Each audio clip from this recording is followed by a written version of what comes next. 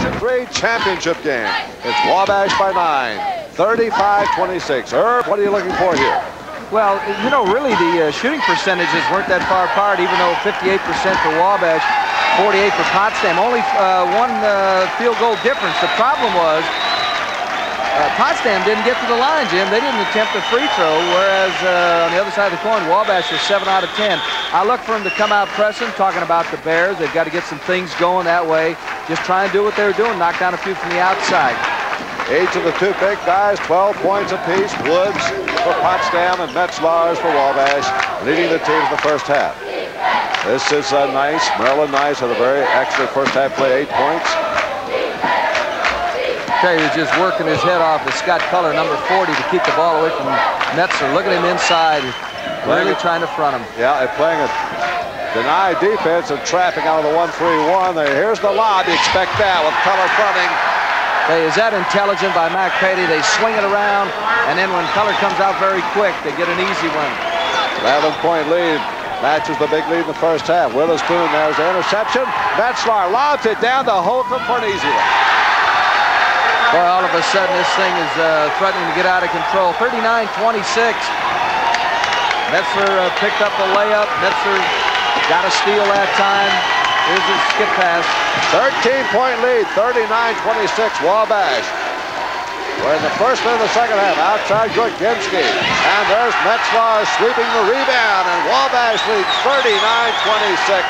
And now they're on a roll. I was kidding before about the sixth man, but the sixth man is the crowd, and they are involved right now. Eddie Parker hits inside to Nice, driving.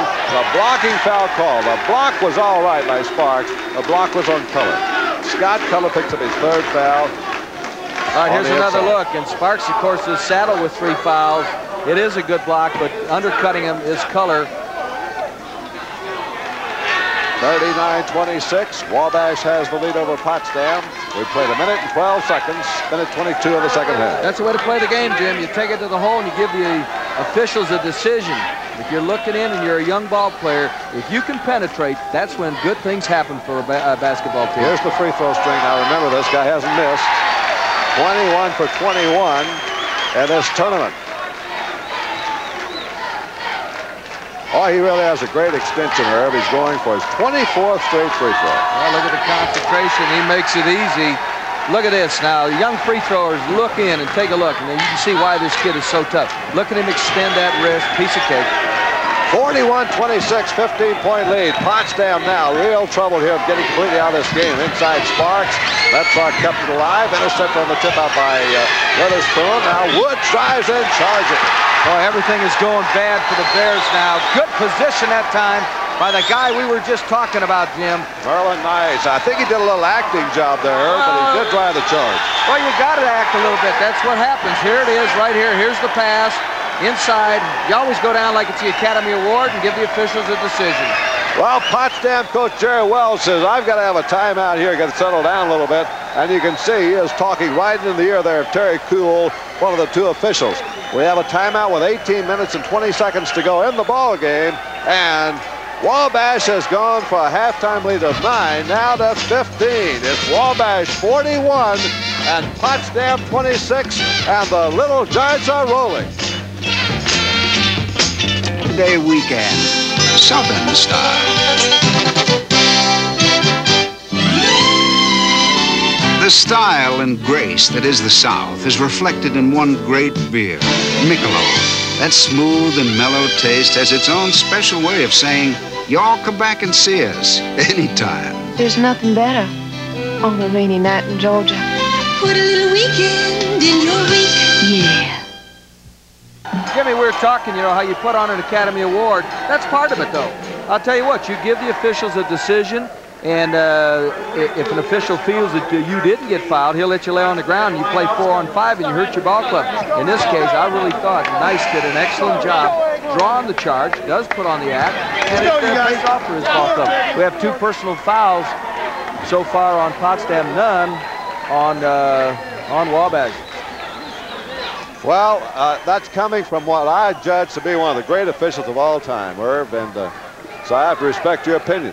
By the way, these two guys are working the game where normally we see 3 officials working. Is there a big difference? Yeah, there really is. There are different angles. Of course, I'll guarantee you with the financial problems that you have, here's another foul as Mike Stockner picks one up. That's going to be on Groginski. The financial problems that you have in collegiate athletics, you're not going to be able to see 3 in Division III. Teams like the Big Ten, the Southeast, the ACC, they'll go to 3, and it is different angles, particularly on off-ball coverage, Jim. 41-26, 15-point lead by Wabash. Seward looks in for the big redhead. Metzlars, he's rolling the inside like a buffalo. It's a great attempt by Parker to rescue the pass, but it was long gone. 10-second line violation. Ball goes over now to Potsdam, and they're trailing by 15. All right, here it is. Of course, you cross the line as Parker does. Actually, he'd been better off just to catch the basketball because a lot of times something like that just pays off in the bucket the other way. 17:57 remaining. Potsdam hadn't got a sniff yet. They haven't scored a point. They got to come out smoking. They're too good a club. There's Sparks. Nope, will not go. And going to the floor, Seward walks with a rebound. Lost his feet with possession. They really cracked down on that rule this year. They really have. That rule is that if you hit the ground, you're going to travel. And it's really impossible to get up without moving the pivot foot. So I guess it's just as good for one as it is for the other. All right, let's see if Potsdam can't get something going. You know, right now, it's all Wabash. We know what this ball club can do. They're too good. Look at this. Oh, I hope he isn't hurt. All right, here was a charging foul called on Sparks. That's going to be 4 on Sparks. Well, you know, that's really going to bring Jerry Welch down the line. He is now shouting at the other official. He has given up on Gould. He's going after Mike Stockman. Well, he thought he had something different. Let's take a look. If you go up, you're entitled to come down. Let's see what happens right there. It looks like he got undercut, and Jerry Welch had a legitimate gripe. When you go up in the air, look at that disbelieving, face. Does that tell it all? Incredulous look on his face. But it's the 4th foul on Sparks, and that's great trouble. And there's another foul, this one on Woods. And I think Welch better settle his team down, or this game's going to be completely away from him. It really has, because the kids are hollering at the officials now, and I guarantee you, those are fouls. You know, there's going to be a call or 2 missed, but I'll guarantee you, those kids are reaching around right now. That's 5-team fouls, and that wasn't even close. It was easy. There's still a lot of time left in this game, but Potsdam has to get to work. It's 17.5 minutes to go. They're trailed by 15. The lob to Metzlars. They get it.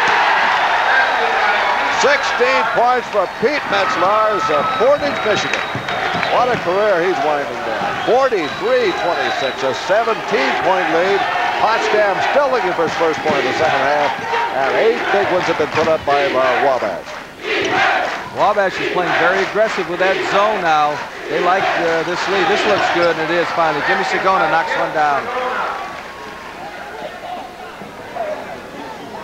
Pressure still by the Bears. They don't quit. They're a well-coached team, and this thing isn't over. They've got to do some things, obviously, to help themselves, but there's a long way to go. Over 17 minutes here. It's 43-28. Wabash has a 15-point lead. Out again to Metzlars. Again. 18 points for the redhead. When you double up and trap, somebody's open, and unfortunately for Potsdam, it was the big redhead. Nobody's going to handle him one-on-one. Ball deflected out. Did a good job there. Nice did it, cutting off that passing lane. Here's the lob now. Metzler is able to get the outside. And see, there's no backside help at all, Jim, and that's a piece of cake. You can't get backside help when you're trapping and doubling.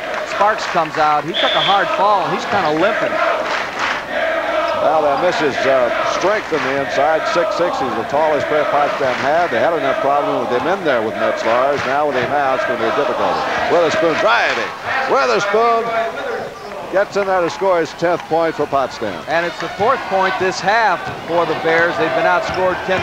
Metzler has 18 points, a ton of rebounds, and he's passed the basketball also. Ball was kicked out of bounds by Groginski. This all started with 32 teams in Division III, and it came down the Final 4 here. Brooklyn and Stanislaus were the other 2, and now the showdown here between Potsdam and Wabash. Potsdam, the defending champion, but Wabash look like they're going to dethrone them. You mentioned Brooklyn. They're going Division I next year. Mark Reiner, the guy who coaches them, I'm familiar with him. He's at K-State with Jack Hartman. He says they got some kids coming in, and they're going to be competitive immediately. They'll play South Carolina. They'll play all the teams in the East, and it's going to be interesting to follow them. Seward's shot won't drop. Good rebound by Woods. Groginski's coming. He's got Sagona on the left. And a nice job defensively by Holcomb. Now here goes Witherspoon again. Well, I like this kid. Once again, I'll tell you what Wabash is doing. It's hard to get a rebound when you're Potsdam anyway, but they the rebounders are going to the outside shoulder. That means it's hard to get the outlet, and then they're choking the guard so that they can't pass to him. Very good strategy by Mac Petty. 45-32. Tough pressure man-for-man defense being played by Potsdam. It just cost them again. Jim Sagona picks up his first foul. That's team foul number 6. And so with over 15 minutes to go and a half, here is Wabash, the team leading the game by 13 points, now eligible for the bonus the rest of the way. And that really does make it tough, and the two officials have been very consistent. They have called the ball game exactly the way it's come up. One controversial call on the undercut of Sparks. That looked familiar. Pete Metzler is inside for his 20th point. 47-32. Potsdam cannot find the answer to Metzlars, and unless they do, they're going to be a former champion.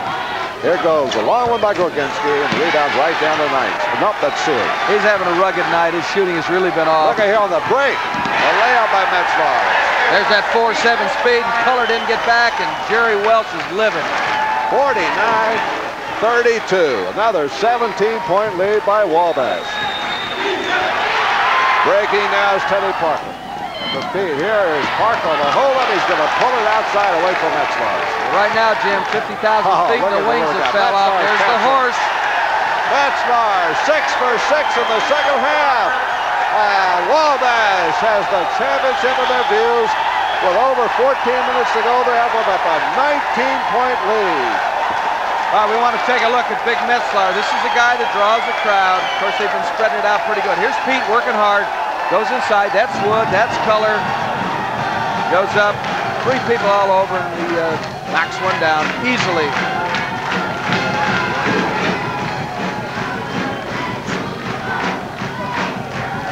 .24 to go. It's 51-32. Top Rank Boxing coming your way over ESPN. Yeah, that Top Rank bullet from Las Vegas. That looks great. Thursday, March 25th. There's the time and everything, Jim. I love it. I tell you what, every chance I get. 10 o'clock Eastern Time, 7 p.m. Pacific Time, and a lot of other sports around the calendar on your Total Sports Network. Well, Potsdam is really in a difficult spot right now. Their big guy, Gary Sparks, 4 fouls. Their leading scorer, Moore Woods, with 3 fouls. They're trailing by 19. And the other side, Wabash, has just turned loose Metzlars with a fury. Well, I'll tell you what, they got that harpoon in, and they want to bend it off right now. Mac Petty has got him down.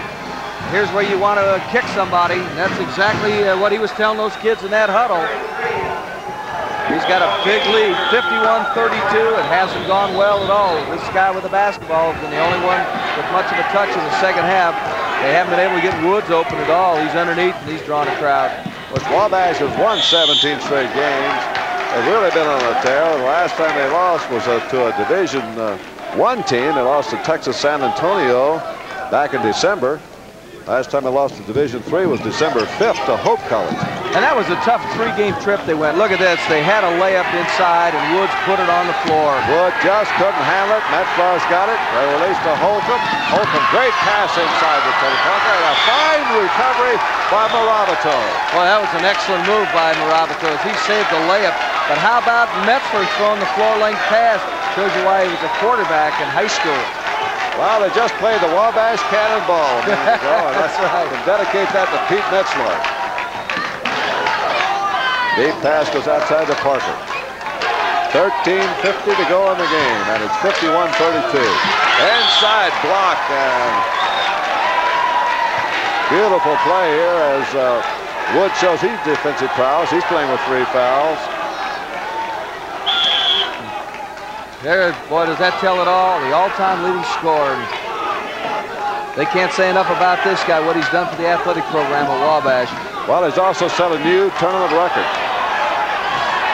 Oh, look at the speed of Parker as he goes up. Doesn't get it, but what speed. Well, they finally got the horse on the back. That's the first foul. Metzler's over the back. That's his first foul. But Metzler's has set a record here for most field goals in a tournament play. And now it's 48. The old record was 45. Well, he's going to wear the Dallas blue and gray, perhaps, blue and silver. Cowboys understand really interested in him as a tight end. Well, you know, Gil Brandt's that kind of guy anyway. He'll check out a basketball player. Oh, everything is going right for Wabash. They're up 19. Sparks going to have to come back in. Doesn't matter how many fouls he's got. His ball club is about to go 10 toes up. 13 minutes left. They need a spurt. Merlin Nice really anticipated that lob pass. He was waiting for it. Nice baseline drive by Nice. Draws the foul on Marabito. First one on Jerry Marabito, number 11, from Sydney, New York. Just 5'11". All right, we'll take another look. Goes up hard to the hole. Gets hit now, and he's pretty strong in there, too. You know, you take a look at his legs, Jim, and that's where he gets it all.